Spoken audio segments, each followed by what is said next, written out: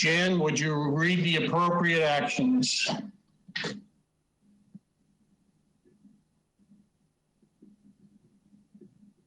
Dave, you need to do the roll call first. Okay. You're absolutely right. I'm going to take a roll call to open the meeting. We're going to start with Elaine. No, we're going to start with Mary. I'm sorry. I got it. Mary? Mary Maslowski, present. Robert? Robert Doan, present. Donna? Donna Kalanick, present. Oh my gosh. Kathleen, present. Elizabeth? Elizabeth Harder, present.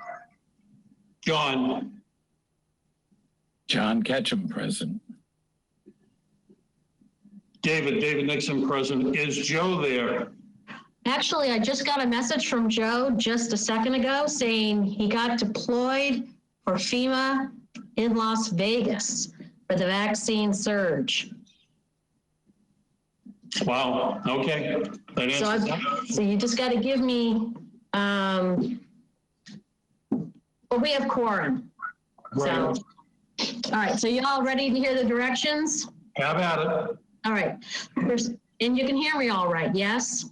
Yes. All right, pursuant to Governor Baker's March 12, 2020 order suspending certain provisions of the Open Meeting Law, GL, Section 30A, Section 18, and the Governor's March 15, 2020 order imposing strict limitation on the number of people that may gather in one place, this meeting of the Town of Harwich Community Preservation Committee on Thursday, January 14, 2021 at 6 p.m. will be conducted via remote participation to the greatest extent possible.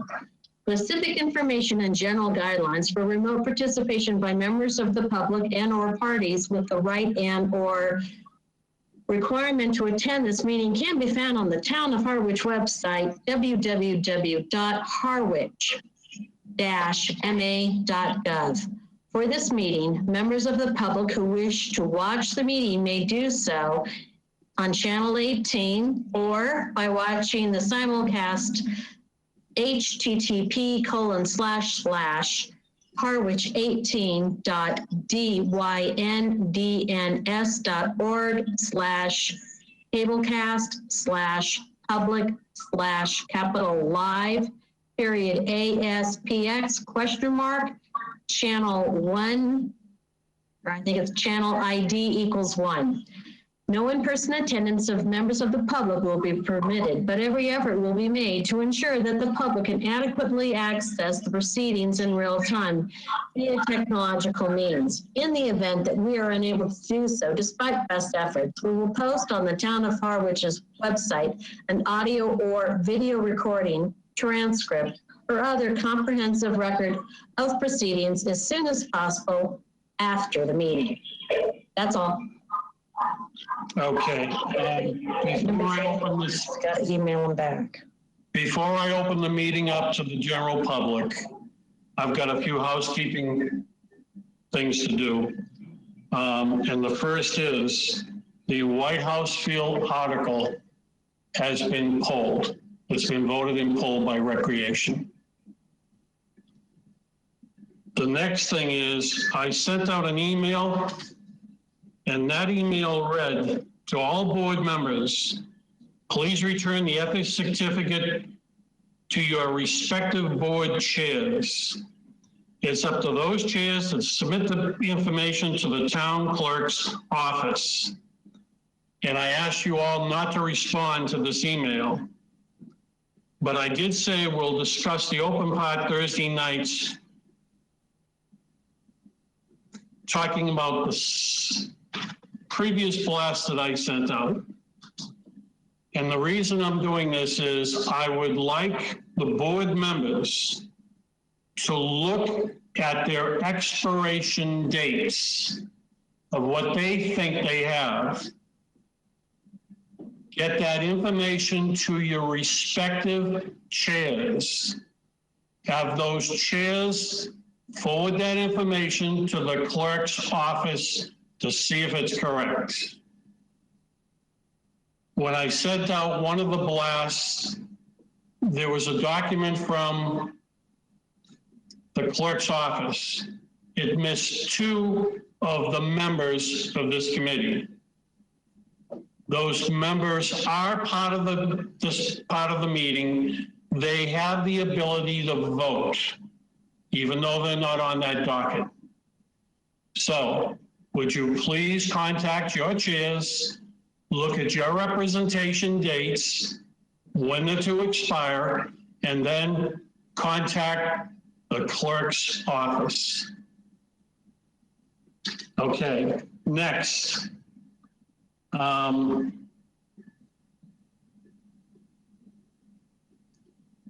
There was a request from one of the board members to ask whether or not it was appropriate under one of the articles that we're going to be voting on tonight or discussing tonight,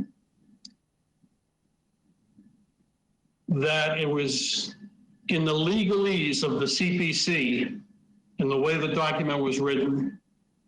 And that document was the Brooks Academy application. Whether or not the CPC could fund the article for excavation purposes and enlarging the foundation. 2 days ago or a day ago, I had a discussion with Stuart. He is the director of the CPC Coalition in Boston. In 2006, Stuart paid he came to the town of Harwich, and he was looking at CPCs back then. And apparently, I didn't know, but apparently CPC had funded some work on the exterior of the Brooks Academy Museum.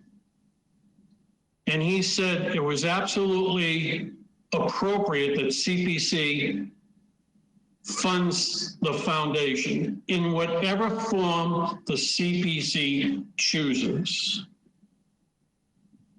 So, and he asked me for some additional information as far as photographs after the work is done, et cetera, et cetera. So I want the board to have that in the best way I can present it to the board. That the discussion did happen. As far as the CPC Boston, the coalition is concerned, we can fund that foundation. It's up to the CPC board to decide which part of the application we want to fund. So, other than that, moving on, are there any questions from the board about those particular subjects? Hearing none, I'm going to put this to open meeting. In the open part of the board meeting, does anybody wish to speak?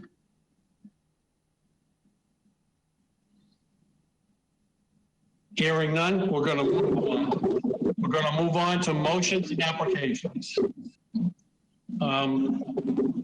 The Vice Chair, go ahead, Mary. So I wanted to ask one question before we get started.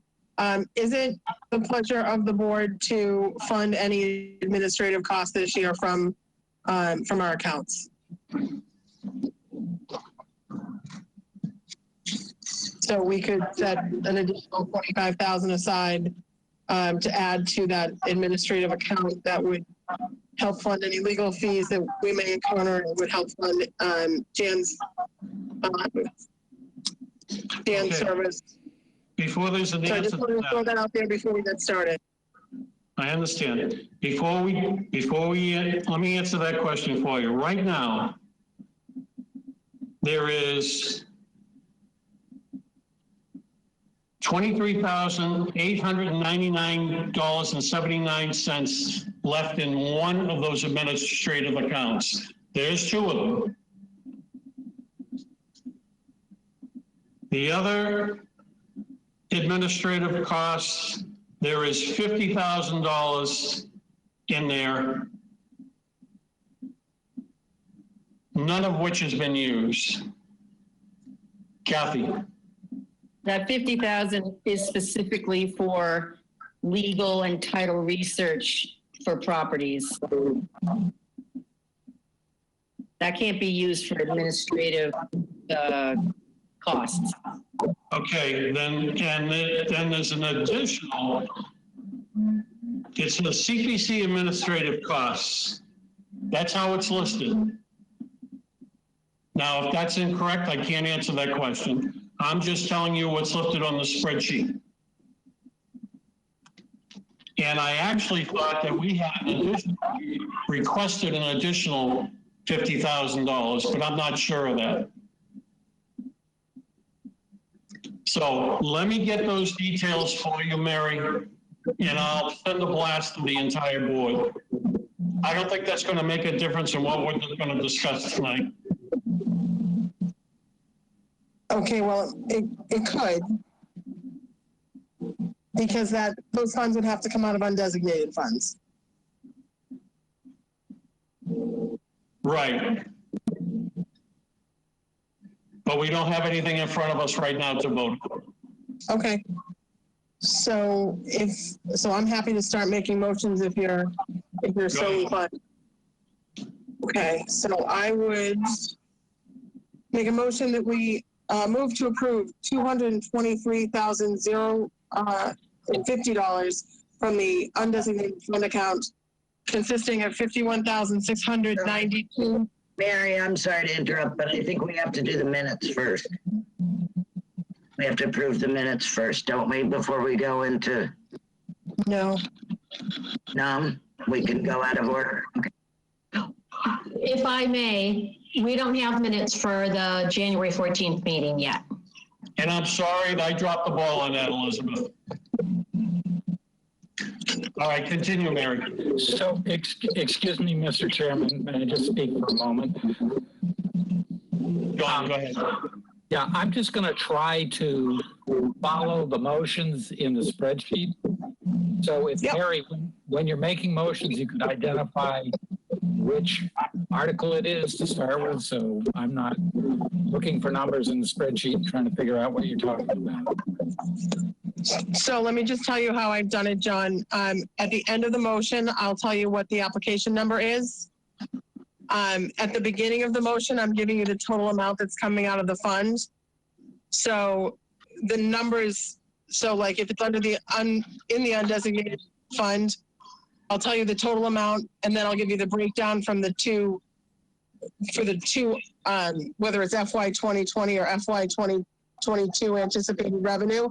That's really that's how the motion has to be said, but that's for accounting purposes, not for your spreadsheet purposes, if that makes sense. Kathy. Yeah, I would like the project identified at the beginning, so I know where she's coming from. And I would prefer them not being combined. I'd like to see them individually. They're not. They're not. They're all individual, Kathy, the way I've drafted them. Okay. So let's start from the beginning. The first item that I'm making a motion on is to fund the land bank debt service. There is no application for that. Right. So I move that we vote to approve $223,050 from the undesignated fund account, consisting of $51,692.06 from the FY 2020 undesignated fund account and $171,357.94 from the FY 2022 undesignated fund anticipated revenues to fund the land bank debt service. Okay, there's a motion on the floor. Is there a second? I'll second that. Okay, there's a motion and a second. We're going to do a roll call vote. Any discussion? Hearing none, we're going to start with Elizabeth.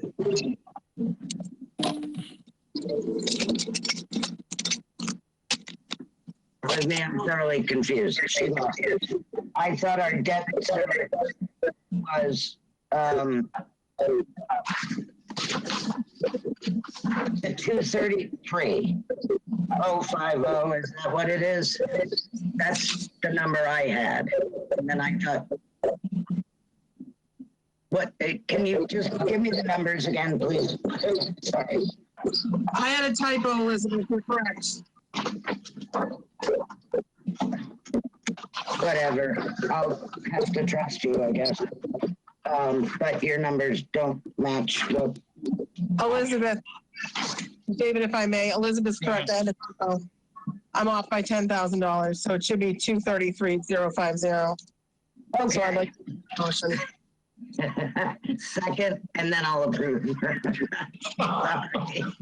Mary, you've got to restate those numbers, please. 233,050. Okay, so that's the change. That's the total.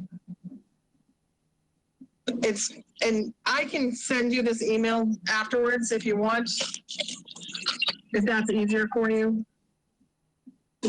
Sounds good. All right.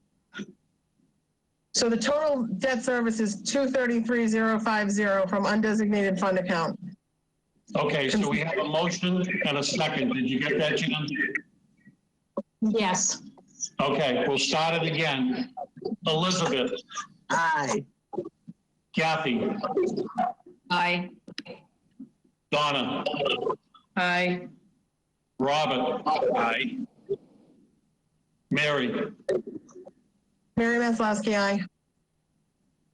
David Nixon, aye. John, John Ketchum, aye. okay, moving on. So the second item I have a motion for is application number 5, which is the Lower Cape Housing Institute. I move that we approve $7,500 from the FY 2020 community housing account to fund the Lower Cape Housing Institute. Is there I'll second it. Kathy seconded. All those in favor, roll call vote. Excuse me, Mr. Chairman. Yes, sir. Discussion, please. Mary said 2020 count. I don't see that there's any money there. Community housing has a deficit of 51,000 and change. We can't take any money out of there. At least that's according to the numbers we got last meeting. Yep. You're right. I'm on fire today. That's 2%. So I move to amend my motion to FY 2022 community housing anticipated revenue.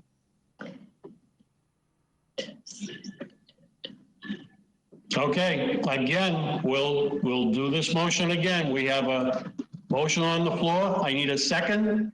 I'll second. Kathy seconds. Roll call vote. We'll start with John Ketchum. John Ketchum, aye. Bob? Aye. Donna? Aye. Kathy? Kathy Green, aye. Elizabeth? Mary? Mary Maslowski, aye. David Nixon, aye. If I might, Mr. Chairman, I'm sorry to thumb things up here a little, but that raises the question, which I didn't understand from last time, is how we are to deal with the negative amount in the FY 2020 community housing. Is that something we need to deal with later in the meeting after we're done with these motions, or is it just beside the point? Mary? So John, I don't think it is. I think it's a matter that will get dealt with at an accounting side. When the anticipated revenues come in, they will end up in the bucket. But I don't think there's anything that we have to do to vote to fund that separately. Okay, thank you. Okay, Mary, you have the floor. And Mary, I'm sorry I dumped all this on you. It's okay, David. Go ahead. I just want to make sure my numbers are right here. Yep. So the next item that I have a motion for is Veterans Home in Dennis, which is item number 6. So I move that we vote to approve $25,000 from the FY 2022 Community Housing Account anticipated revenues to fund the Veterans Home in Dennis. Okay, now, there can be a second for discussion, and in that discussion period, the board can vote to do what it would like to do. Does that help? All right, so Mary's made the motion on the floor. Is there a second? I'll second for purpose of discussion. If there's a second for discussion, okay, I'm going to open this up to the board members. We're going to start with John. Any questions, any issues about this particular subject? No, I have nothing to add at this point. Robert? Yes, I believe that the amount should be 15,000. I am in support of it, but I believe 15,000 might be more appropriate. And I would like to, I guess, make an amendment at this point to make the amount. Not yet. We'll go to Okay. the very end. Let's hear everybody out first. Okay. Donna? I have nothing to add on this one. Kathy? I'm in complete agreement with Bob. Elizabeth? I agree as well. 15 is more than sufficient. Mary?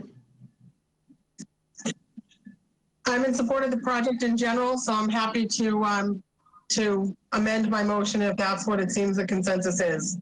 But let's finish with everyone if we haven't. Okay, and I am in support of the project also at a reduced rate. So, Mary, would you entertain a motion to amend? I will accept a motion to amend to 15,000. I second that. Kathy seconded. Okay, roll call vote again. I'm going to start with myself. I'm an aye. Mary? Mary Maslowski, aye. Elizabeth? Elizabeth Harder, aye. Kathy? Kathy Green, aye. Donna? Donna Kalanick, aye. Robert? Robert Doan, aye. John? John Ketchum, aye. Okay.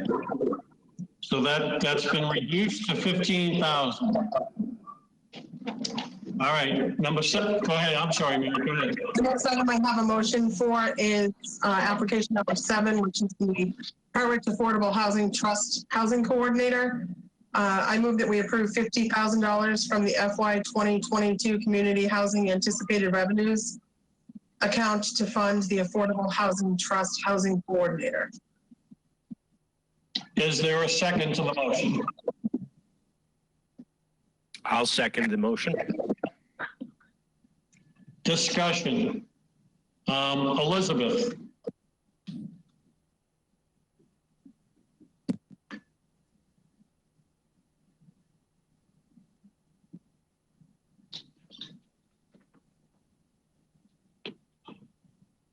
I'm fine. Good. Great.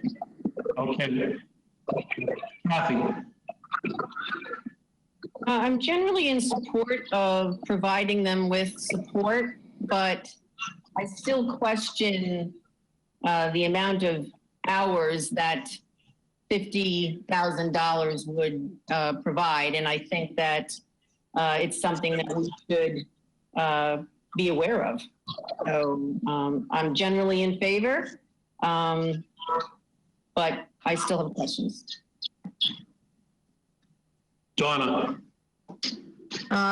So I have a couple of things I'd like to say about this. One, as you all know, I've had a lot of questions about what the housing coordinator is doing.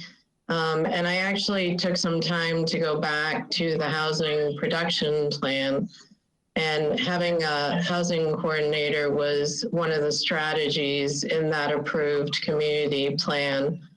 And the tasks that they suggested the housing coordinator do are as follows: staff the housing committee, provide home program related tasks, answer housing inquiries, maintain a list of those to notify when affordable housing opportunities arise, conduct market lottery work, review and submit reports regarding development proposals, review affordable housing development documents, coordinate new or modify zoning related to affordable housing working with the town planner, oversee housing production implementation, assist in the preparation of requests for proposals for housing projects, provide orientation to new housing related board members, perform community outreach and education, including the preparation of materials,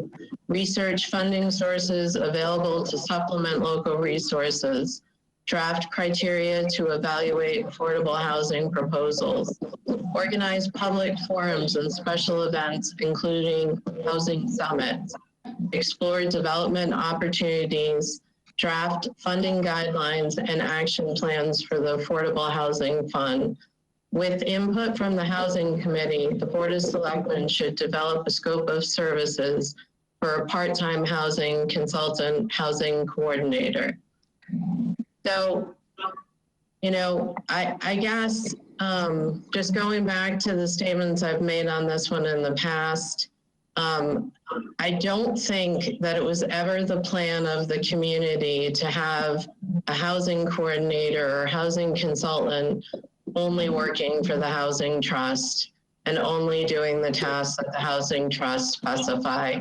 And I hope that if we're going to vote for this, two things are going to happen: that the Housing Trust will reevaluate what it is this position is doing and really make it a broader position that supports more than just the Housing Trust and does assist residents and other entities in town that are involved in housing. And the second thing is, in the time that this position or this consultant has been funded by the CPC, we have really received only one written report, and that there is much more required.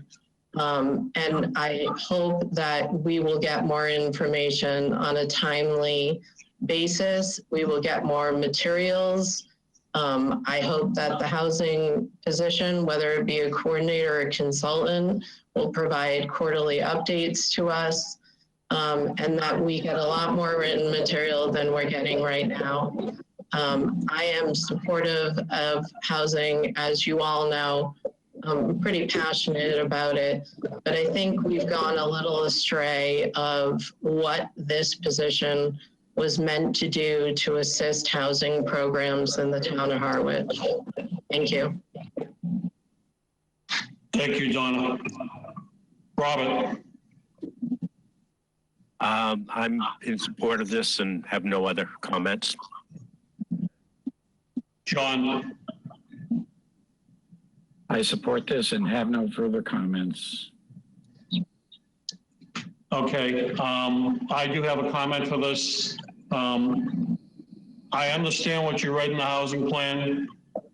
Initially, when this was developed, the housing plan wasn't taken into consideration by the CPC. We would have funded with another town a housing coordinator. That was never done. The administration took it upon themselves to subcontract out to a consulting firm, and that's exactly what they've done. Right now, as it stands, there's significant movement within the trust to get something done. And I'm hesitant about holding this the amounts of money that they may need to reach their end goal, and that's to produce. I'll leave it open to the board if there's any more comments, or is there an amendment to lower the price of this? It's up to the board. And I'm going to put it right on the record. Elizabeth. I'm good with it because we don't want to, what's the line? You don't want perfect to be the enemy of the good. At least this gets a position on the record, at which point we can discuss in the future what that position should do, who they should be accountable to, and how they should do their job. But at least it creates a position and funds it to some extent. So I vote yes. I will vote yes. Thank you, Elizabeth. Kathy? Are we voting? No, we're just, if you want to make an amendment to the amendments. No, I do not at this time. Thank you, Kathy. Donna? No, I'm not going to make an amendment, but I would, again, like the trust to report back what it is they actually end up doing with this money, whether they continue with a consultant or whether this ends up being some type of part-time position within the town. And, I do believe there's a reporting requirement to the CPC, and I think that we need to make sure that's fulfilled. And excuse me for jumping into the board. We can do that through a grant agreement. We can be very specific on what our requests are. Bob? I'm fine with the 50. John? Yeah, I'm fine with this. I'm taking note of what Kathy and Donna have said. I know we discussed this a year ago too when this came up, and it was problematic then, continues to be somewhat problematic. But the needs are pressing, and as Elizabeth said, it's tough, but we shouldn't let the perfect get in the way of the good. And I like your suggestion, Dave, that we need to pay attention to the grant agreement and make sure we're holding people's feet to the fire. Okay, for now, I'm going to ask the board for a formal vote. And I'm going to start with John Ketchum. John Ketchum, aye. Robert Doan. Robert Doan, aye. Donna Kalnick. Donna Kalanick, aye. Kathy Green. Catherine Green, aye. Elizabeth Hardy. Elizabeth Harder, aye. David Nixon, aye. Mary? Mary Maslowski, aye. Thank you, folks, for being patient. David, before we move further, can I ask that we just reconsider my first motion on the land bank, funding the land bank debt? The reason is Elizabeth picked up my error in the 233,050. Right. I just want to make that my other numbers are correct, and I think I shorted one of them by $10,000. So I just want to move to reconsider the motion that we still vote to approve $233,050 from the undesignated fund account, consisting of $51,692.06 from the FY 2020 undesignated fund account and $181,357.94 from the FY 2022 undesignated fund anticipated revenues to fund the land bank debt service. Okay, so we have to undo the first motion? I think we just have to reconsider it and revote it to confirm that it should be $181,357.94 for the FY 2022 anticipated revenues. That's all. Okay, so there's a motion on the floor. Is there a second? Second. Without any discussion? All right, roll call vote. Elizabeth, Elizabeth Harder, aye. Kathy, Kathy Green, aye. Donna, Donna Kalanick, aye. Robert, Robert Doan, aye. John, John Ketchum, aye. David Nixon, aye. Mary? Mary Maslowski, aye. Okay, thank you. Before going further, I just want to confirm with John, on the community housing account balance, I show that we would still have $60,179.13. Is that what your number shows? No. I have wait a minute. I have 60,179.13. Is that what you said? Yes, it is. 60,179.13, yes. Correct. So we're on the same. Thank you. So David, the next item, I have a proposal. Is this for Hinckley? You're going number 8, OS? Nope.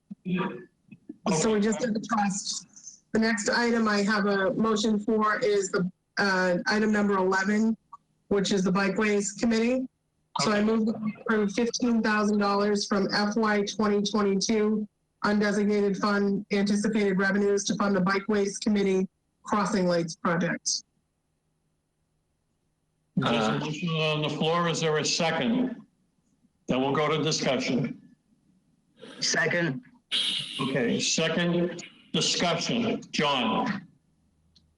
Okay, so I'm looking at what's on the spreadsheet and I'm trying to, so I had things, you're taking all 15 out of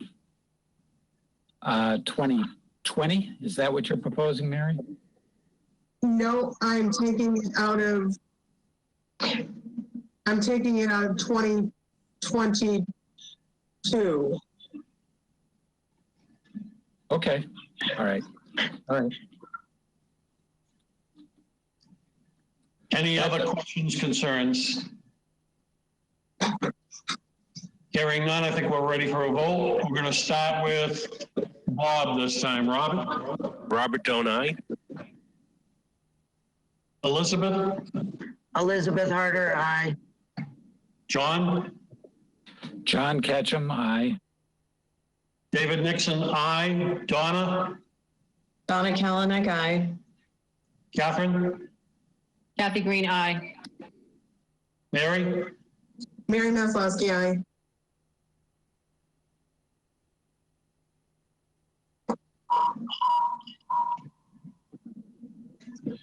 Mary, when you get to OS 8, I have something to read to the general public.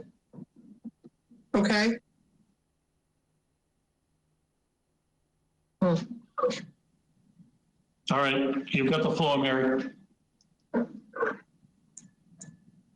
Okay, David.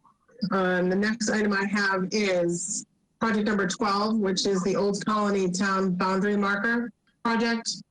So I move that we approve $1,000 from the FY 2022 undesignated fund anticipated revenues to fund the Old Colony Town Boundary Marker project.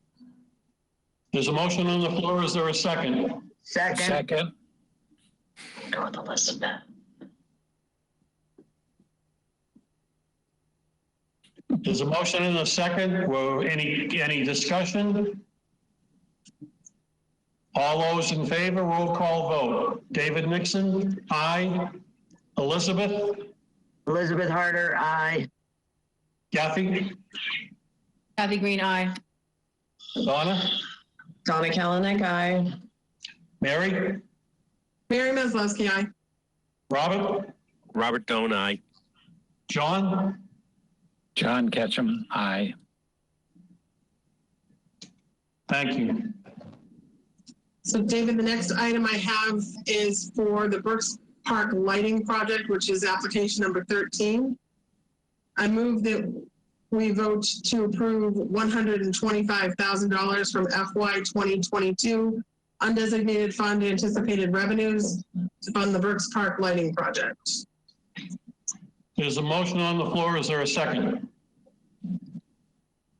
I second. Discussion. We'll start with Robert. I don't have any other questions or concerns with this, so I do approve of this. Donna. I have no further questions on this. Kathy. I'm good. Elizabeth. Works for me. John. Nothing to add. Mary. Nothing for me. And like I'm a go. So, Mary, what are those numbers again? That's $125,000 from the undesignated FY 2022 undesignated fund anticipated revenue. Thank you.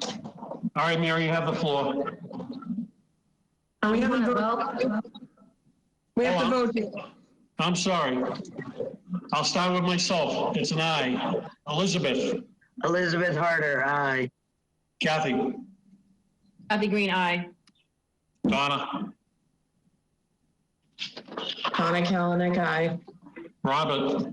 Robert Doan, aye. John. John Ketchum, aye. Mary. Mary Maslowski, aye.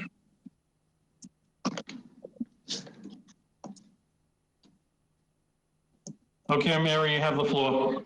So the next item I have a motion for is the Sands Pond Revitalization Project. It's application number 14. I move that we vote to approve $83,500 from the FY 2022 undesignated fund anticipated revenues to fund the Sands Pond Revitalization Project.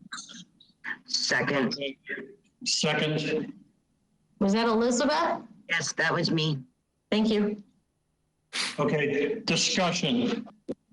Elizabeth. I'm against this. I went there yesterday or 2 days ago and sat and had lunch, and the parking lot's bumpy, but it's natural and I love it the way it is. And I think now is not the time to spend $83,000 on this. Kathy. Well, I reread the application, and I applaud the rec department's, tenacity to, try to revitalize this. I'm certainly amazed at the cost of swings and other playground equipment. It's crazy. But I would vote in favor of this. Donna. I'm not supportive of this at this time. I've said that throughout the discussions. I'd like to see them complete phase 1 before more money is allocated to it. And I'd like to see more community input on the future of this location. Thank you, Donna. Robert. I am in support of this. Traditionally, the last few years, I have been somewhat critical of the planning on this, but I do believe this is a valuable piece of property that should be supported and enhanced. And I think it is worthy of spending this money at this time. Thank you. Thank you, Bob. John. Yeah, for me, this is sort of a tough one. I'm inclined to think that we could defer this for a year. Given that we're trying to figure out how to allocate funds here. I mean, there are other ways to deal with this, I suppose, but I'm inclined to defer for another year. Mary. Thank you, John. So David, I'm in support of the revitalization. I understand that some people may not be. I do think it is another area for recreation that has been neglected for quite a number of years. It was a vital area when I was a kid, and when swimming lessons were being held there and everything else. And I do think there was a whole section of town that this could provide some recreation for families and children that are currently underserved, because there is nothing else in that whole area that's close for kind of a playground recreation area when you're talking about, you know, that section of Northwest Harwich. That's just my thoughts. I tend to think that putting some money into this property would be a good thing for the town. Okay, thank you, Mary. I'm going to refer back to my statements from last year. When I was asked about this particular project as chair, I wasn't going to engage, but at the coaxing of a couple of the board members, and I warned them that the pit bull would come out in me over this project. So here we go. And I want to direct this to the entire board. That particular pond is a gem in the town of Harwich. It serves a community in that area that has to travel a distance to go to playgrounds. And there's a lot of young families up there. I swam in that pond as a kid, and as I said to one of the members last year, I don't think they have an eye in the center of my head. There may be, but if that playground is developed into an area for the kids to go, for the kids up in that area to use, I think it'd be a wonderful thing to serve that particular village. So I've said my piece. We're going to go for a vote. So I'm going to start with Donna. Donna Kalanick now. Kathy. Kathy Green, yes. Elizabeth. Elizabeth Harder, no. John. John Ketchum, no. Robert. Robert Doan, yes. Mary. Mary Maslowski, yes. And David Nixon, yes. So do you have that count, Jen? It's 4 4 to 3. 4 in favor, 3 against. Okay. And Jill, when that goes into the minutes, Every name has to go by a yay or a nay. exactly, thank you. All right, moving on. So the next item I have a motion for, David, is application number 15, which is a senior memorial field project. I move that we approve $40,181 from the FY 2022 undesignated fund anticipated revenues to fund the senior memorial field project. All right, there's a motion on the floor. Is there a second? Second. This is for discussion. We're going to start with Robert. One question I have on this is this going to impair us down the road on other articles that we may need to use the money for? Remember, Bob, we have the ability to go back and adjust if we choose to as a board. Okay, in that case, I mean, I have viewed this. It does need replacing, no doubt. So I would be supportive. John. Yeah, I support this. Donna.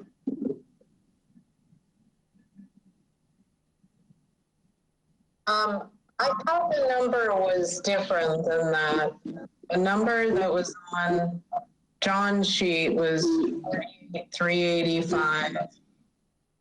Did Mary go back to the original number in the application? When you look on, Dave, it's 4181. That's correct. That's what I have. Okay. I have that in the spreadsheet currently too, so I don't know if there was a previous version with something. Okay, so that's the correct number then? 4181. Okay. 41.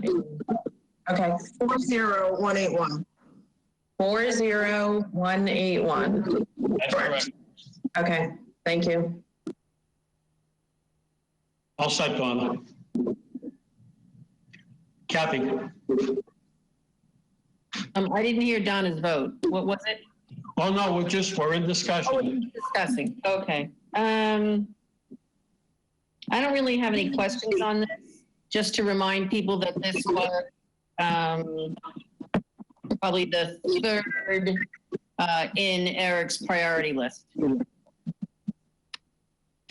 Elizabeth? I don't have any questions. Mary? So I'm generally in support of the Senior Memorial Fields project. I will address Bob's question. Bob, with the way the motions that I did, the only thing that would be impacted is possibly historic on totals. But as far as there are a couple of different ways to approach it. I'm personally in support of the 40,181 in this instance. And for me personally, it will come down to possibly not funding one of the church projects. So that's one of the graveyard projects. So that's where I came down with it.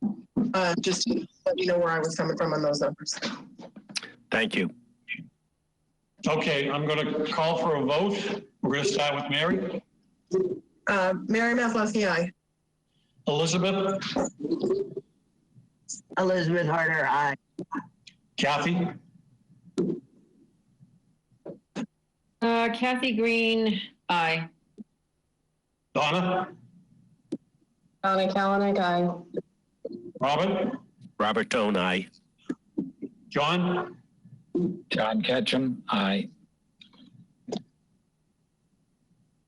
Thank you. Moving on. Dave, Yes, ma'am. aye or nay? John? Me? Aye. I'm sorry. Thank you. Mary? So David, the next item I have a motion for is application number 9, which is the Natural Heritage Trail Project, which is off of Bank Street. I move that we vote to approve $150,000 from FY 2022 undesignated fund anticipated revenues to fund the Natural Heritage Trail Project. I'll second that. Okay, there's a motion and a second. Discussion. We'll start with John. I support this. Just confirming, Mary, you are, your motion is the full amount of $150,000. Correct. My motion's the full amount. Okay. Robert? Yeah, I'm total support of this. Donna? Mary, can you just say again what fund that's coming out of? That's coming from the undesignated funds, but the FY 2022 anticipated revenues. Okay, thank you. Kathy? I'm in favor of this particular project. I think, creating an ADA accessible trail is important for the town. Thank you, Kathy. Elizabeth? I am all in favor of this. I have discovered the joys of hiking. I will give them all the money they want. Thank you, Elizabeth. Mary? No comments for me. And I'm set. We're ready for a vote. Okay, we're going to start with Robert. Aye. Robert Tone, aye. Donna, Donna Kalanick, aye. Kathy, Kathy Green, aye. John, John Ketchum, aye. Elizabeth, Elizabeth Harder, aye. Mary, Mary Maslowski, aye. and David Nixon, aye. 1, 2, 3, 4, 5, 6, 7.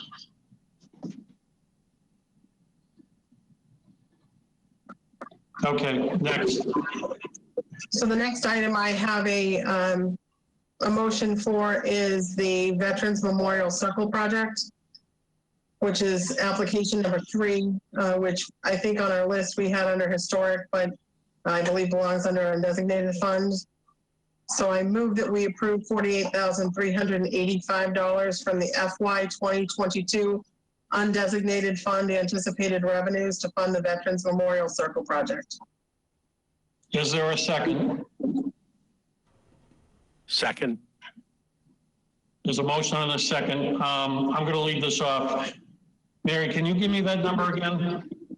Yep, it is $48,385 from undesignated fund anticipated revenues for FY 2022. 22, okay. All right, Elizabeth. I think it's a beautiful idea, but they want an awful lot of money, and I think they need to pick. Because I think the 3 different articles is asking an awful lot of us, and I think of all of them, this one could be postponed or maybe have other sources of income. Thank you, Elizabeth. Kathy? I think that they are looking at other sources of funding.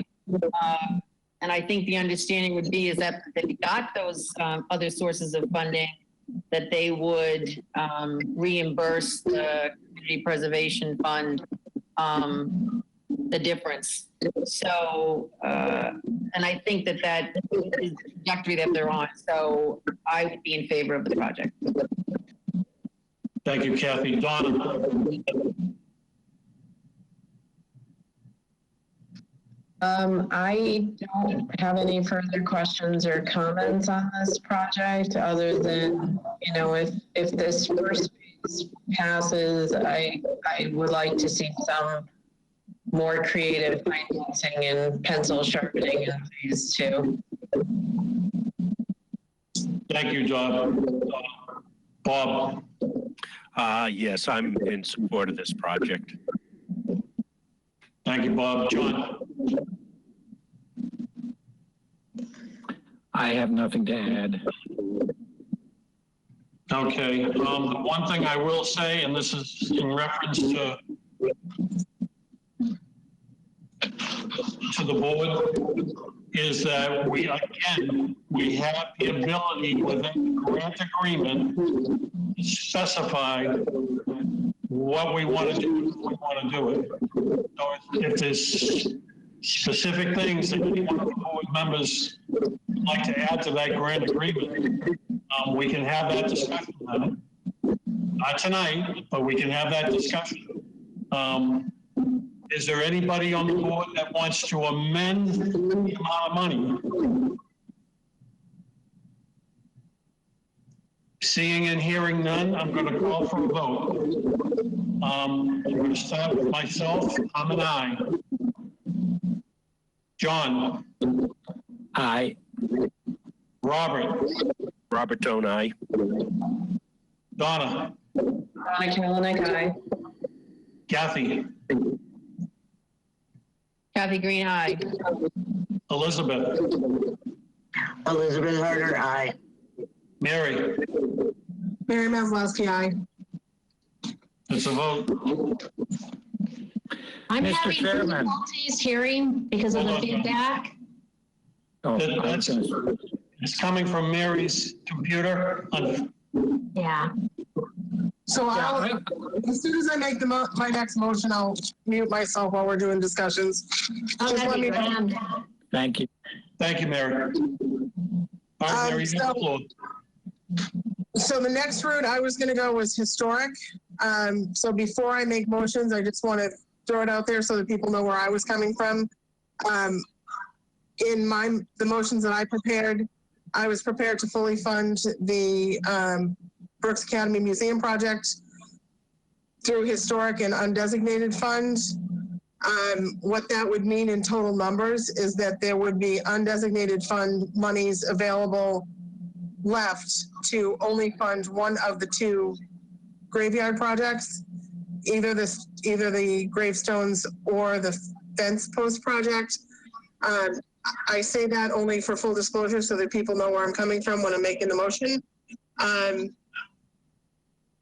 When it comes to that, the other option is to vote to reduce the Brooks Academy Museum project. So that's where I was going next with this motion. So the application I'm addressing is number 4, and I move that we vote to approve $1,150,000 from the historic fund and the undesignated fund accounts, specifically $485,734.55 from the FY 2020 historic account, $184,000 from the FY 2022 historic anticipated revenues account, and $480,265.45 from the FY 2022 undesignated fund anticipated revenues. I second it. Okay, so there's a motion and a second on the floor. We'll start with discussion. We'll start with Donna. Thank you, David. I am in support of the full amount for this project, but because it is such a large ask from of historic, it will be the only historic project that I plan on supporting tonight.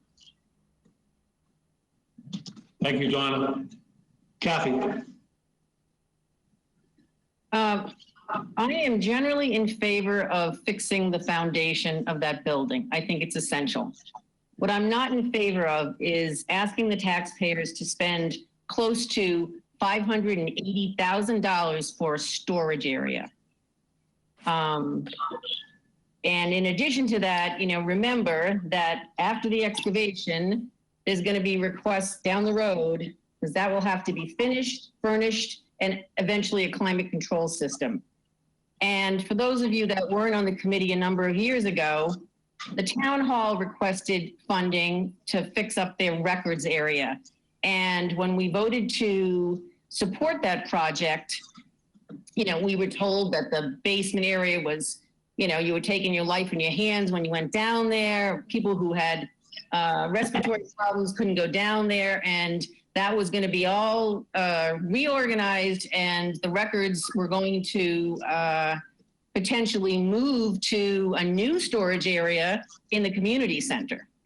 Well, what happened was that the historic records in the town hall were cleaned up, and the basement area ended up to be beautiful, and we didn't really need that storage area in the community center.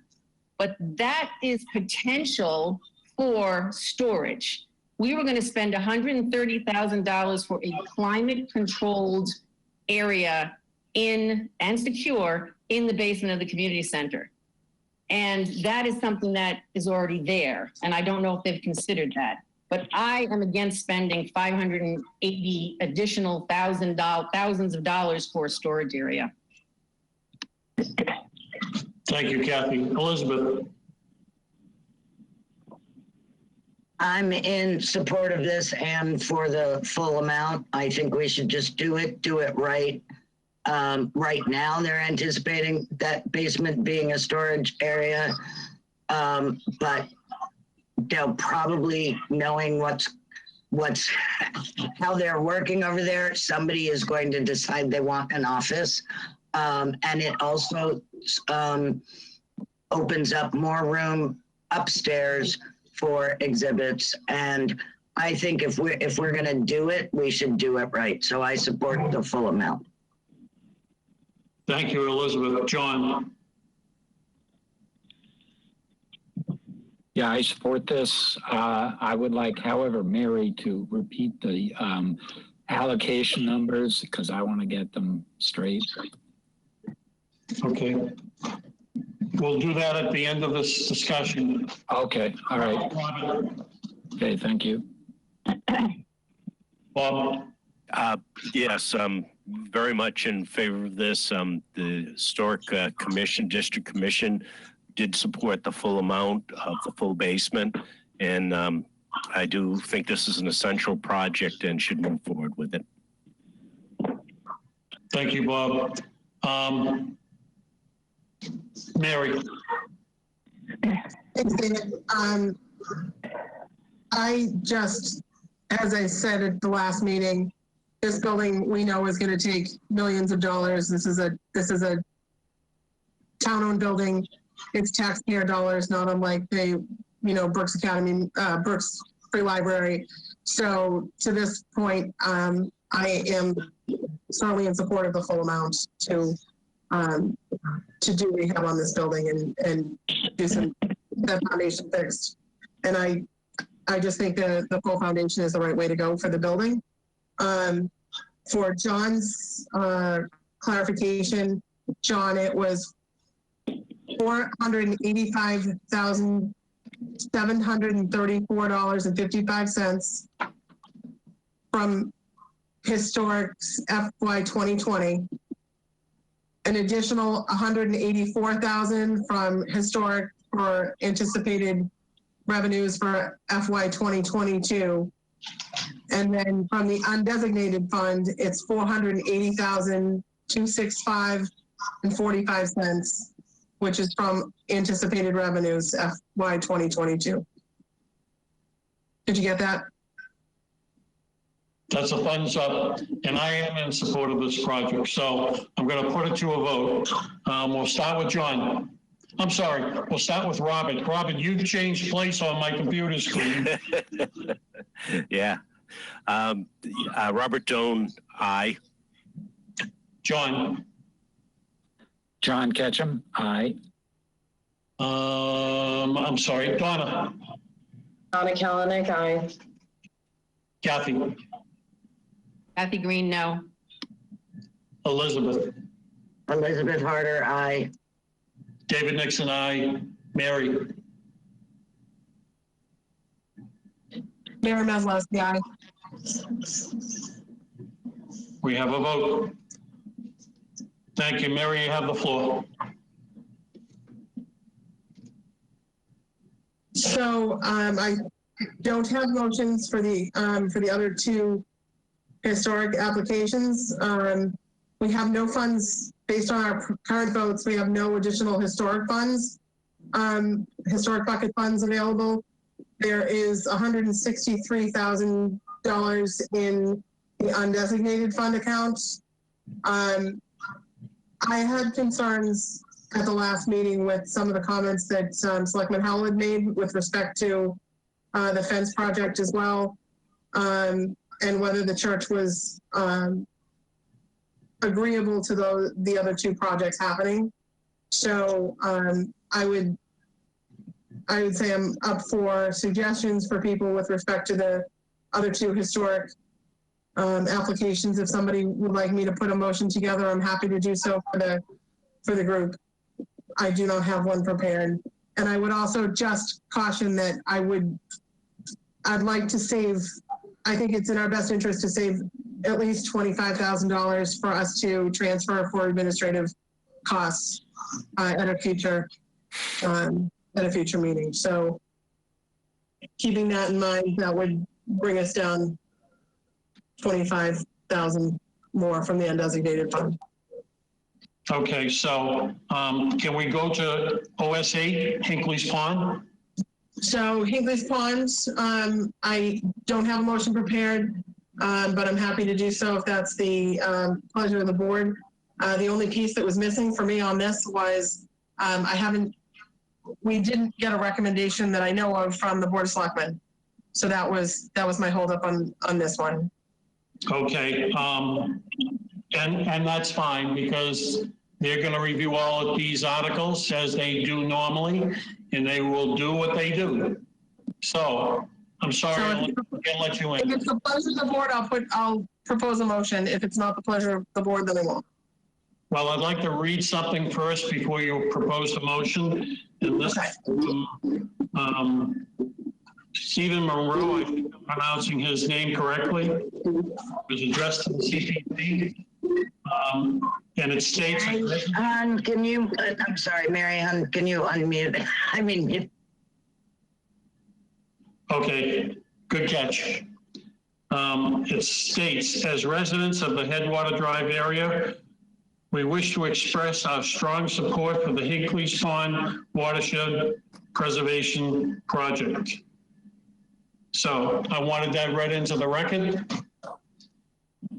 Mary, you have the floor. You're not going to speak. No.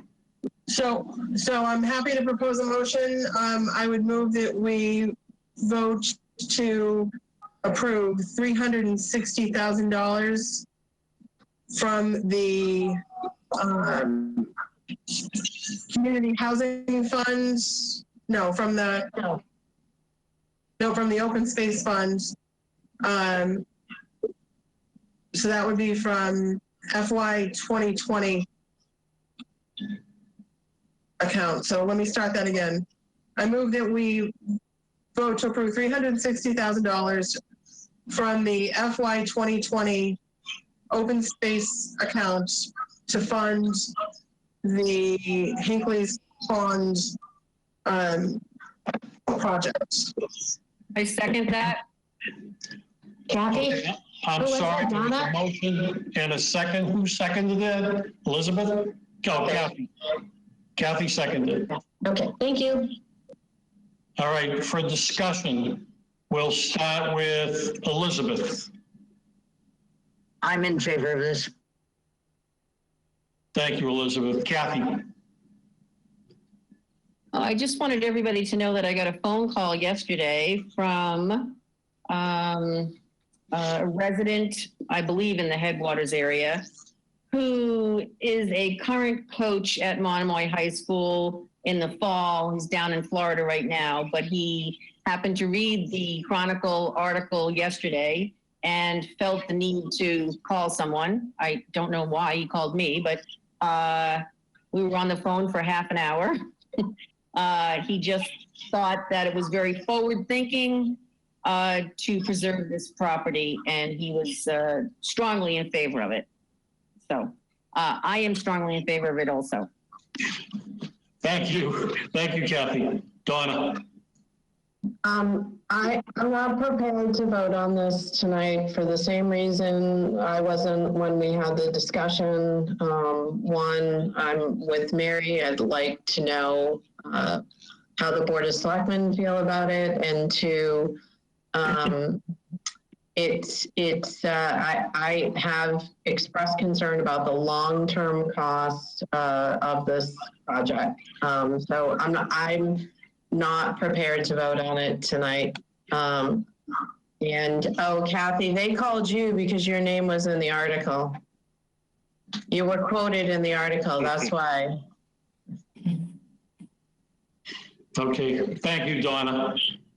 Bob? Yeah, I am in support of this at this point. I do think it's a great opportunity to preserve this land. So I am prepared to vote in the affirmative. Thank you. John? Yeah, I strongly support this funding. I think it would be a real mistake to not fund this and preserve this land.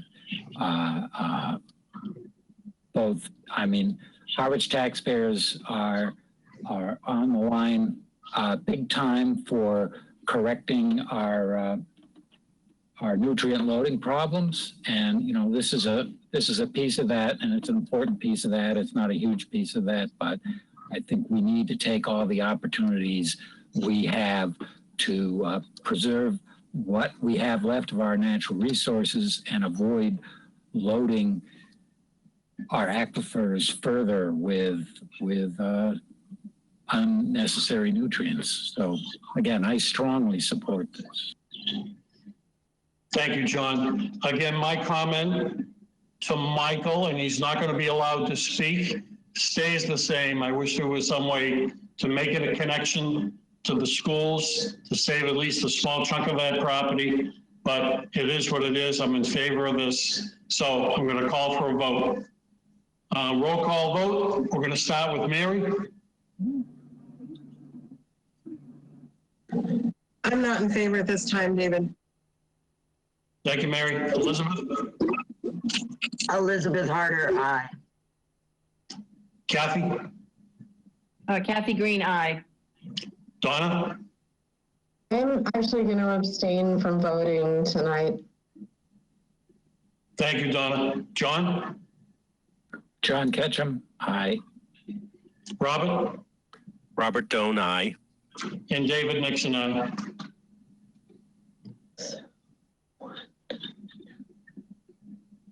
And that was one abstention, Jen. Got it. Okay.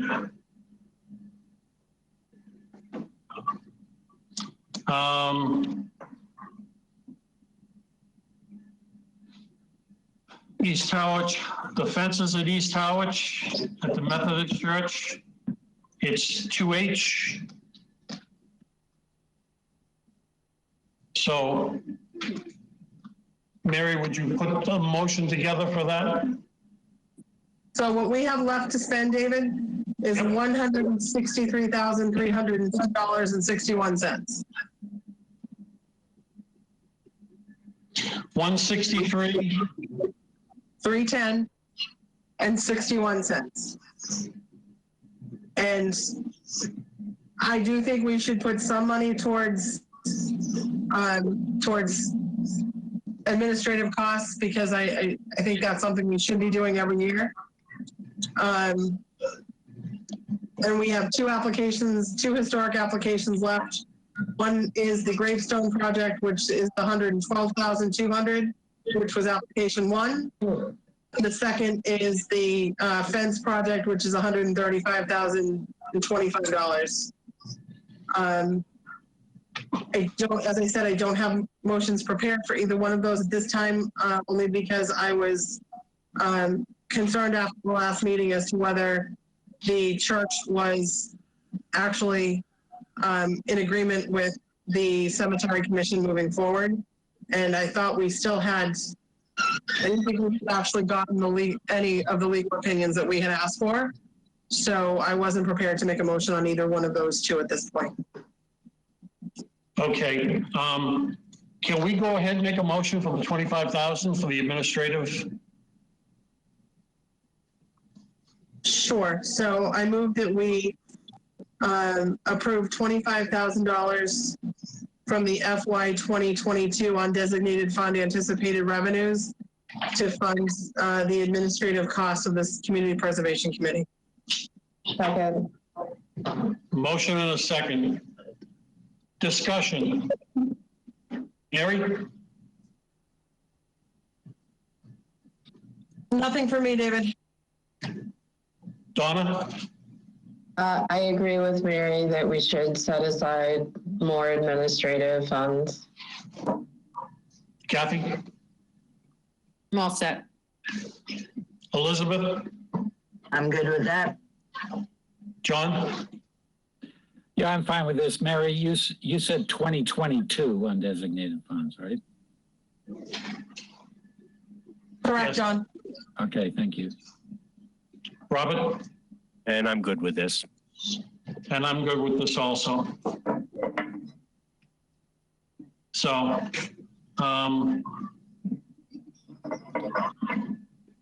what do we have left now, Mary?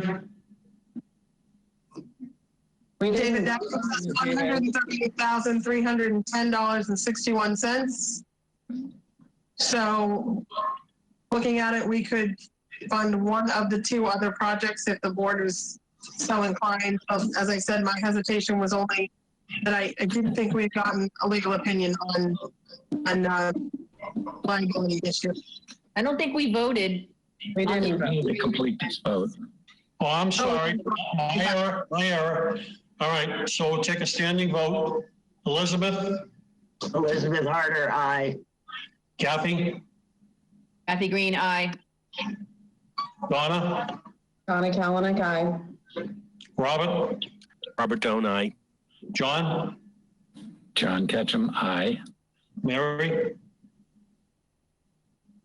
Mary Maslowski, aye. David Nixon, aye.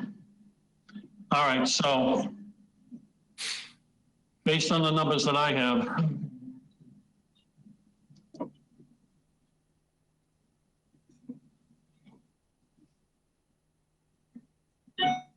let's go to H1.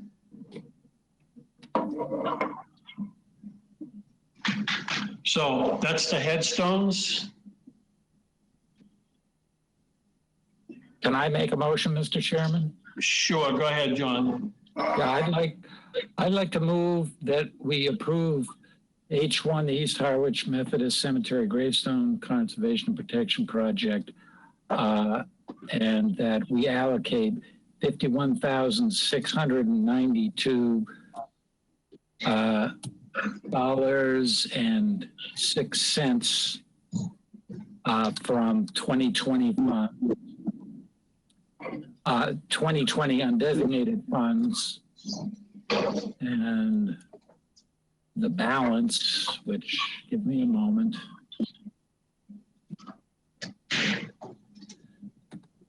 and $60,507.94 from 2022 undesignated. So I'll second for discussion. David? Okay, there's a motion and a second. So John, I'll start with I have Mary. a comment. John, I already spent the 2020 funds in the undesignated fund. We did that in the debt service motion. So the only thing that's left is FY 2022. Okay, so now I'm confused. Because I thought the numbers that we got from the finance committee last time had that debt service, all those debt service monies taken out of the numbers we put in here. So If you remember the discussion, go ahead. So when Carol gave us the number of $1,054,950, that was after the debt service was deducted, but we still have to make that motion from the fund. So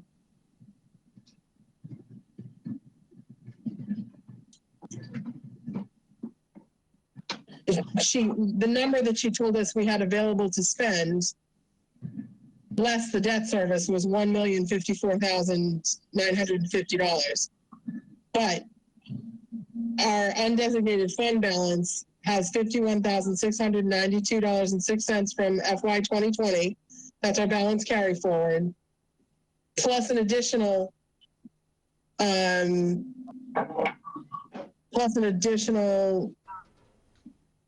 $1,120,000, an additional $168,000 in anticipated revenue. So Increase. I'm not following it all, Mary. I'm sorry. so the total I started with in undesignated funds, John. Let me just start there. The total I started with in undesignated funds was $1,339,692.06. $51,692 of that and 6 cents was FY 2020. The rest is all anticipated revenue. Right. And we have to take a motion to deduct the $233,000, $233,550 out of that account. That was the first motion I made. And in that first motion, I used the FY 2020 current account and anticipated revenues. So my point is the number is fine. It's all coming from FY 2022 anticipated revenues at this point. Okay. Carol can't just deduct the debt service. We actually have to vote the debt service. That's the point. Well, I understood that we had to vote the debt service, but I thought she gave us numbers with the debt service taken out already. So that's why I'm still unclear about this. Honestly, I'm still unclear about this. So if you look at, do you have the sheet that she gave us in front of you? Not in front of me at the moment. I'll have to find it.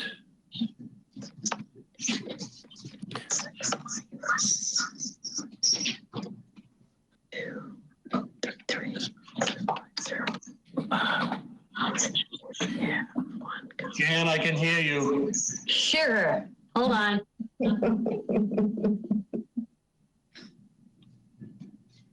Yeah, okay. This is, yeah, okay. I'm looking at this. So the bottom line on that page under undesignated fund balance says estimated FY 2022 balance without FY 21. That's the 1,339,692.06. That's the number that we start with.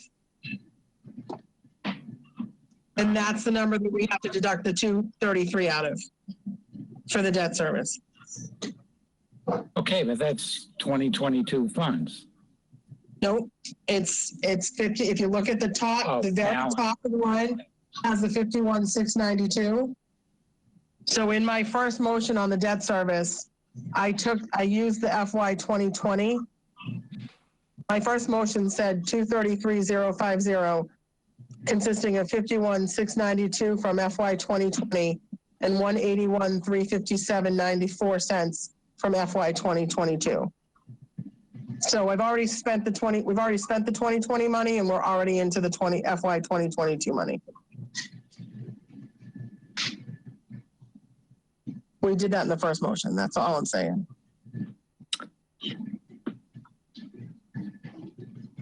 All right. Well, you're the municipal finance person. I certainly am not. So I'll just have to concede that point. So you're saying. I'm saying your motion should all be from FY 2022 anticipated revenue. Hang on a sec. Yeah, but so when I do that, I end up with a negative balance for 2022. Because you didn't start with $1,339,692 in 6 cents. If you put that back in, you'll balance out. You've taken it out twice, John. That's all. Yeah, I like to double dip. Okay. All right. This is insult to injury. This is municipal finance 101. Yeah, well, no, this is like, for me, it's remedial municipal finance, and okay. All right, where are we? So I would like to amend my motion. Okay. To approve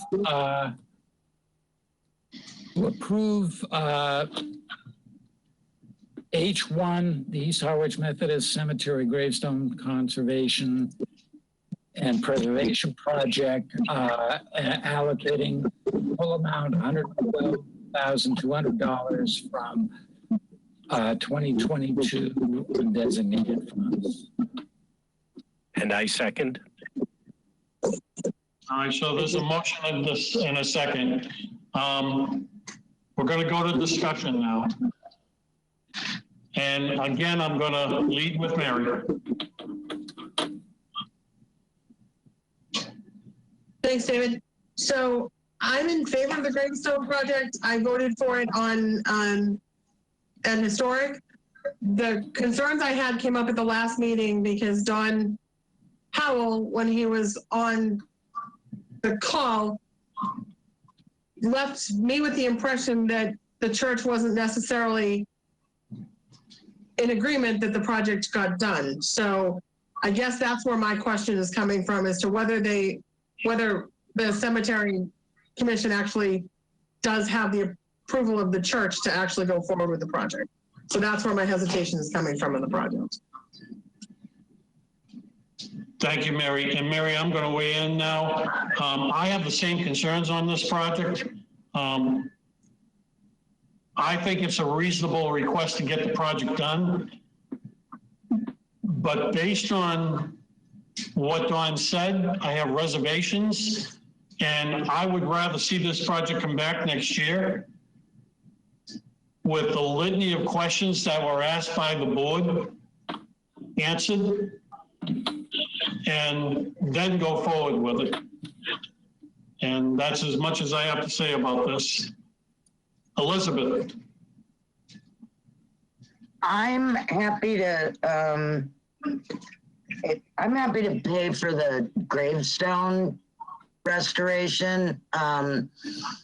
But what sounded to me like we all had the most concern about was the fence project. So I'd be willing to support number 1, but not number 2. Oh, well, Elizabeth, we're going to take these one at a time, please. Okay. Thank you, Elizabeth. Kathy. My recollection of Don's comments was that as long as the church didn't think that anyone was claiming the land as their own, that they were more than willing to have somebody fix the gravestones, the fencing, et cetera, et cetera. A bigger question for me is the liability. If someone gets hurt on that property, who's liable? That's all. Thank you, Kathy. Donna. Yeah, so I want you to know I did go back and watch that portion of the meeting because I had to leave in the middle of our meeting and come back. I agree with almost everyone here. I have concerns about the liability and the right to do the project here. I would like to see the issues resolved and potentially it brought back next year. I think it should be a joint application, or it should at least have some form of agreement between the church and the cemetery commission. That the church wants to have the project done and that they're liable for it because the town does not own that property. And so I am inclined at this point in time to vote no on it. I also don't believe that we have to spend every single dime that we have available to us, based on what is occurring in the town right now. And I understand that CPC funds are different. I just don't feel like we have to spend every dollar that we have. And we are supporting a very large historic project for good reason. Thank you, Donna. Bob. Yeah, I'm not sure. Can we actually table this motion till the next meeting for a final vote in order to get our concerns addressed by someone? I am definitely in support of this. We've done this on other graveyards. There is the concern that we don't own this. That shouldn't stop us, but we do have to protect ourselves and get assurances, and there certainly needs to be an agreement here, a contract on this, but I don't think, I still think we should try to approve it this year, but we do deserve to have these answers before we vote. And I don't think was there any requirement that we do all vote on all the projects tonight, David? I did not get that impression. No, that's true, Bob. So I don't know if it's appropriate for a motion to table it at this point, or if that's appropriate, I'd like to make a motion to table that to give us one more opportunity to investigate this. I hear what you're saying, but I want to finish with the board first, Bob. Okay, thank you. Then I'll entertain. John. Yeah, I generally support this. A lot of those gravestones are in bad shape over there. And I think they need to be fixed, and it's not clear to me who else would be doing that work. I don't think anybody else would be doing that work. And I don't get what the liability issue is with fixing the gravestones. We're not talking about the fence where that issue came up, and it's maybe more relevant. and I don't get the ownership issue either. It doesn't seem to me that that should be any issue at all, since this stuff happens in other graveyards that the town doesn't directly own. However, since there seems to be so much doubt about whether this is the right way to proceed, I'm with Bob that we should give it, whatever it is, another week to try to clarify this stuff, so we don't unnecessarily vote this down or vote it in, but with a lot of doubt on the part of the committee members. So I actually, since I made the motion, are you done with comments? Am I the last one here, David? You are, but others can comment after it before motion. Okay. All right. Well, I won't. The cleanest way to do that is for me to modify my own motion. So let's wait till the comments run out, and then I'll decide if I'm going to do that. Okay, thank you. And this is to the board. There has been plenty of time to deal with these issues, in my opinion. What the choice of each one of the board members is your choice. Again, I'm looking at the liability issue on this, and I'm listening to what Don said. That's enough for me.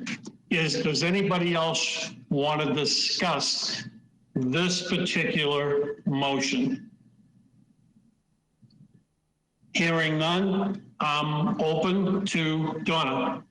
No, I think we should vote on this tonight. I'm just expressing my opinion that I think we should vote. I agree with the chair that,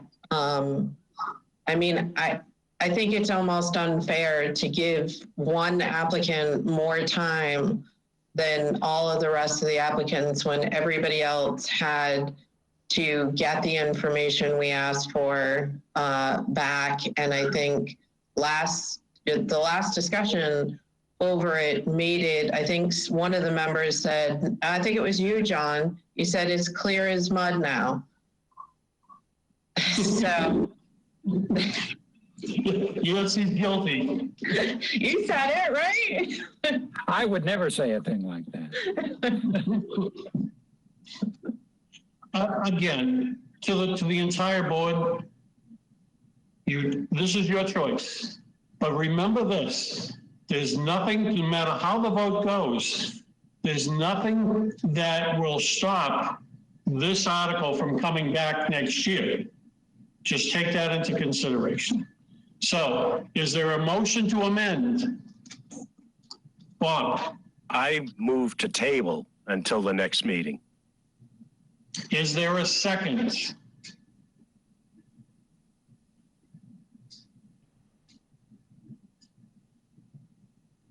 I'm sorry, Bob, we're going to continue on to the vote. Okay, now we have a motion on the floor. I'm going to call a roll call vote. We're going to start with Mary. Unfortunately, I'm not in favor if we're voting tonight. David Nixon, nay. Elizabeth? I'm going to vote yay. Kathy? Kathy Green, aye. Donna? Donna Kalanick, no. Robert? Robert Doan, aye. John? John Ketchum, aye. Okay. Go ahead. Mary? Mary? Yes. No, what? I already voted. I said no. I thought you voted too. I must have missed it, my mistake. That's okay. You need to get it. I was asking yes, what were you looking for? You were looking for my vote. I voted no. I was the first one to vote. Oh, yes, I wrote it down. Sorry. Wrote your name twice. All right, so the yays and nays are 4-3. I got it. Jen? Yeah, 4-3 in favor of it. All right. Thank you. All right, moving on. We're going to the fence. One question. Go ahead. David, I have one question. Jan, could you look at the motion for the open space Hinkley's Pond project? Did we vote 350,000 or 360,000? Hold on. I want to make sure. Right. 360. Okay. Donna? So that motion carried, correct? Yes. Okay, so at a future meeting, can we talk about what that grant agreement needs to look like? Absolutely. Okay, because there will be a grant agreement, even though the Cemetery Commission is a town entity. I mean, that's my concern. It's mine too, Donna, with the liability issues. So I mean, we don't have to resolve this tonight because the vote was already taken. However, I think we do need to talk about that. Even though you don't typically have grant agreements with town entities other than the Housing Trust because it's required, that there really should be one in this case because we're doing work on land that does not belong to us. So in that sense, it is not really a town property, which is why I thought the church and the Cemetery Commission should really be co-applicants, not the Cemetery Commission alone. So I guess I'm going to throw that as it should be an agenda item for discussion. And I concur with Donna's request. Okay, I've got it.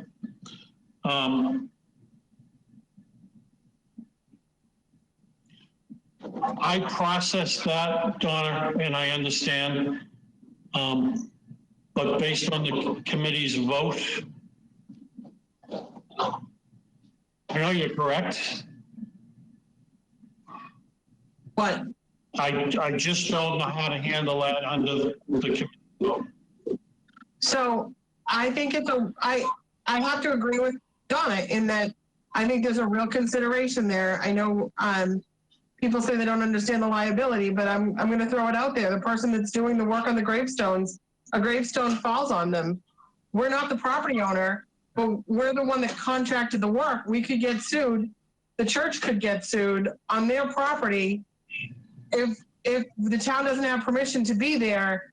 I mean, there's a whole group of problems that could arise from it that just, it's the reason I really didn't want to vote yes today, because I don't think those liability issues were resolved. And I said it at the last meeting, I think there's a difference between an abandoned cemetery and one that we're doing maintenance on and repair versus a cemetery for a church that is still in existence and they're just, may not be doing the work on it. So I was really hesitant because of the comments that Don Howell made about the church being there. So, I mean, I agree with Donna's suggested approach that it was a co-applicant, because it is their property.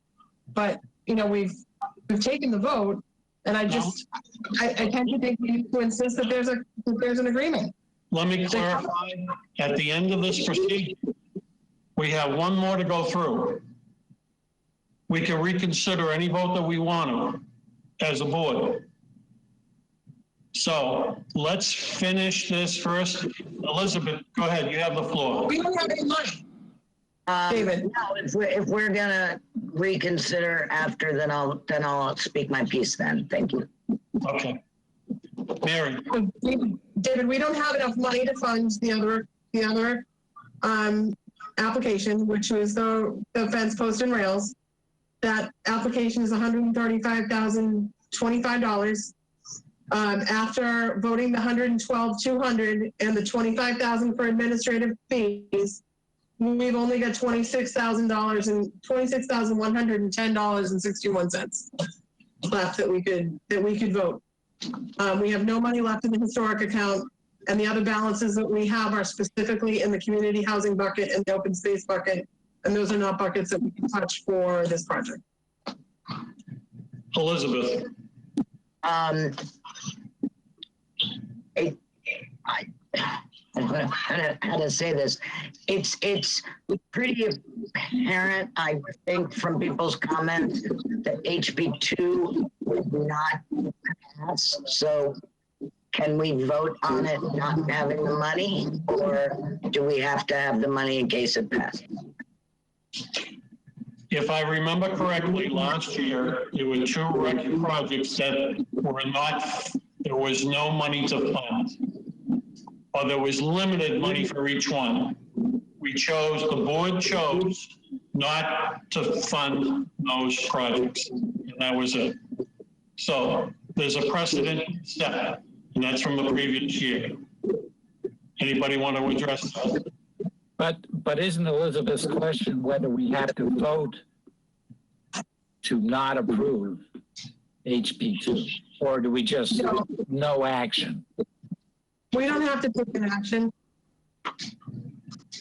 That's been our experience. We can't take a vote, you know, not to fund it, just to get something on the record, so people don't think it was forgotten, we weren't paying attention, or something like that. I mean, I don't know. I'm not picking a side. I'm just curious. You know, if we need to put something on the record, we could make a motion that I move to not fund this or something, so that we at least have something on the record. Kathy. I think in the past, if there was no motion made, that nothing happened. So we haven't made a motion.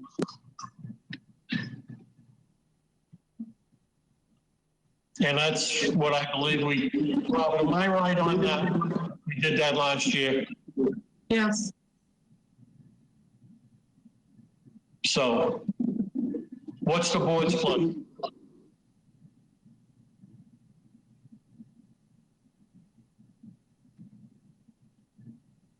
Hearing none, I think we're done.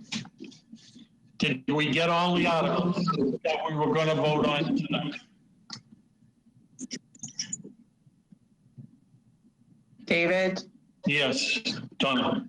So we didn't actually resolve that last discussion. So is it going to be on the next agenda? That's my first question. Oh, and I'm sorry.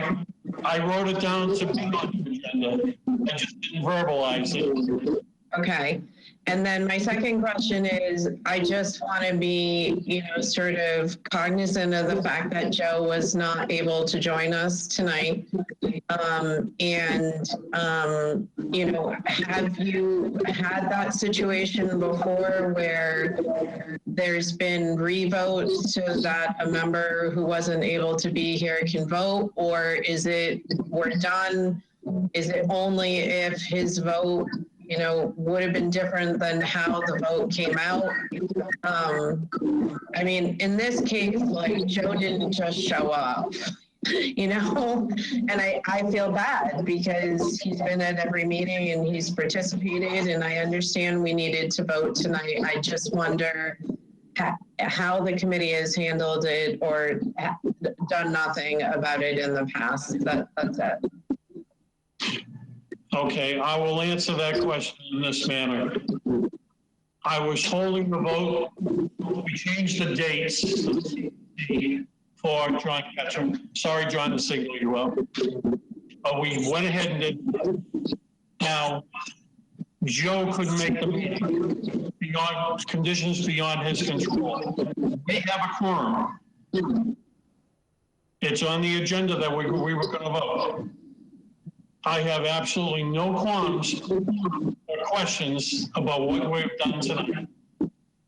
We've followed the procedure.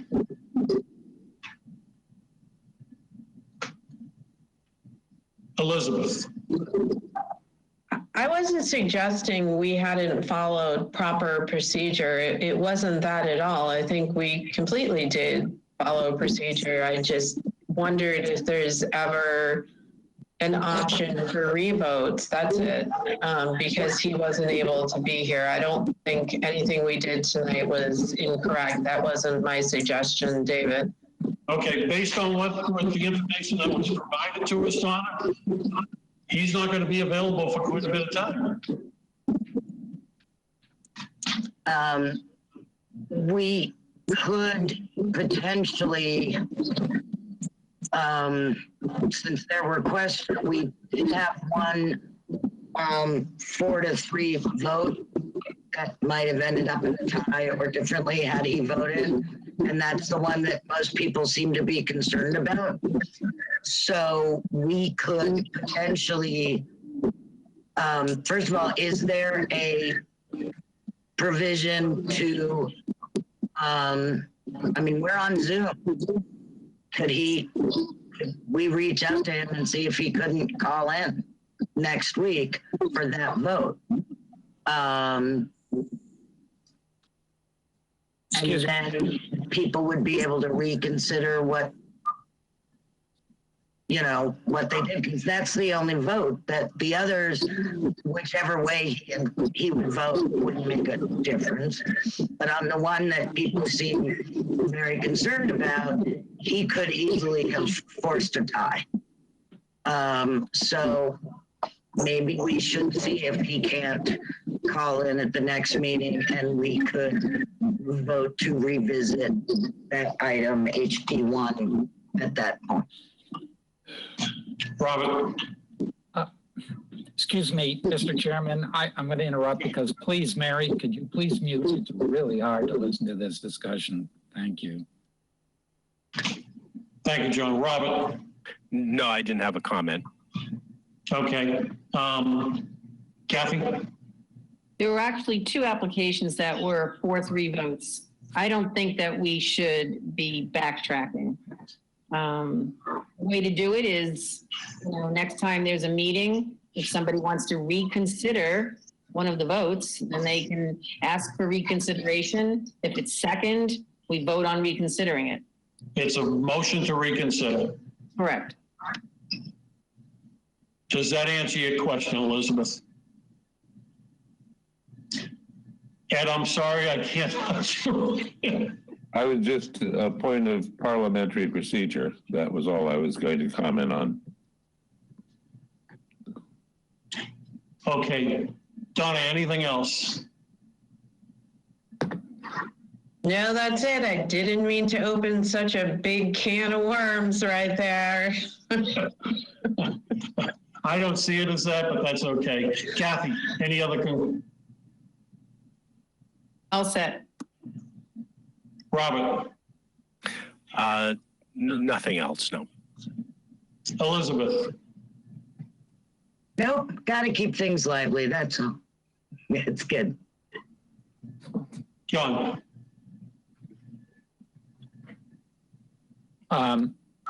My only topic is the web page. How you want to publish these results on the web page, how and when. That would be my next step. Okay. Let me have a discussion with Jan about that. Mary? I have nothing to do. Saw the ceiling.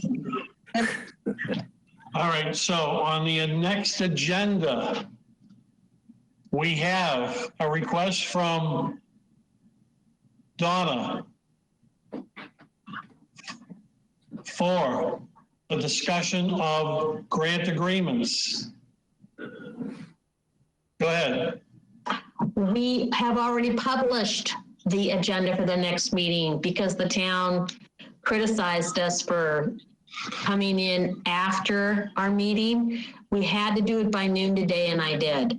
So what's on the agenda that's already posted for the next meeting is possible discussion and possible voting on these same articles. And then the second one, the second item is where the grant agreements could come under it. We just said, I think it said discussion of motions on the articles. Kathy? Is it necessary for us to have 2 meetings in February now that we've gone through the majority of the applications? Or could we just keep the one? We were shooting for February 4th as the next and only meeting in February at this point. What happened to February 11th? That's our normally. It still can happen. I just had to post the 4th, do or die by today. You guys can decide whatever you want.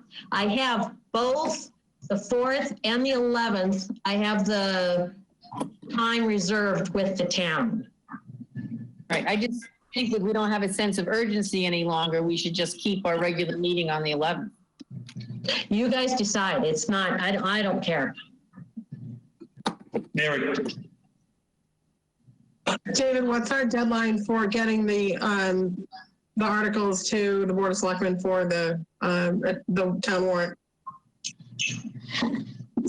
Mary, I've been over this 3 times. And I will withhold what I'm thinking right now. I will get you that answer again. Okay. Okay. Donna? Does that mean you can't get an answer to that question, or you don't know the answer to that question? I know the answer to the question, Donna. Okay. Kathy? Anything else? I'm all set. Elizabeth? I'm fine.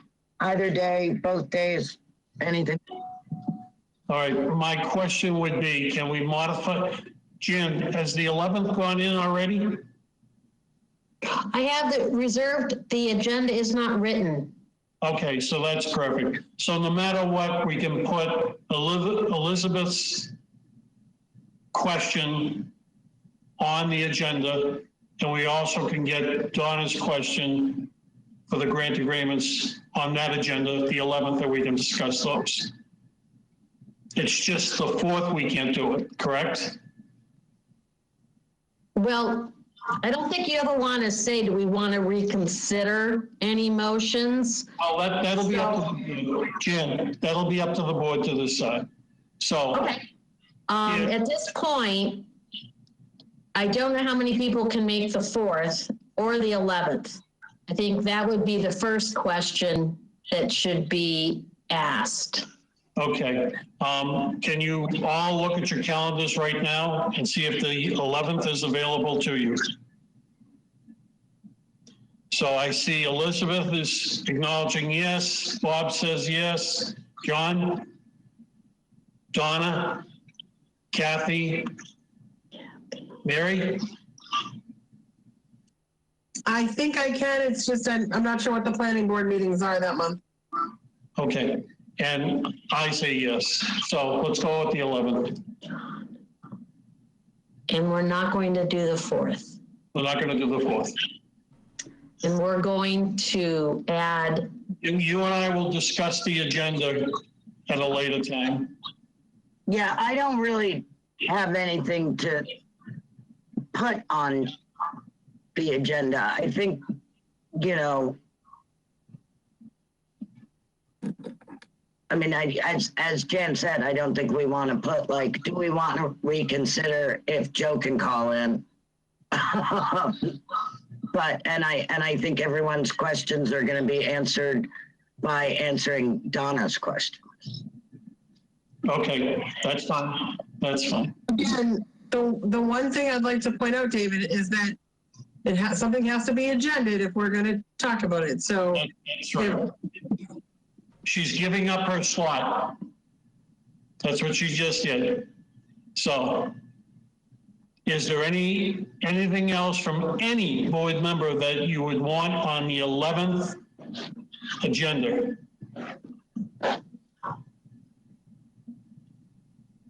Hearing none, I'll entertain a motion. I'll make a motion to adjourn.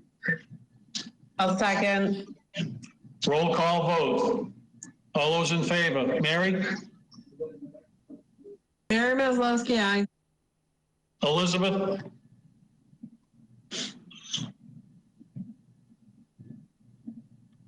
I think that was an aye, I'm not sure.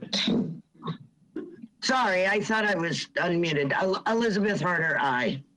Thank you, Kathy. Kathy Green, aye. Donna? Donna Kalanick, aye. Robert? Robert Down, aye. John? John Ketchum, aye. Thank you very much, folks, for coming. Thank you, everyone. Sorry, I got This distracted conference is when no I longer looked being at my recorded. phone to check the calendar. It said Cicely Tyson died. So, yeah. Just on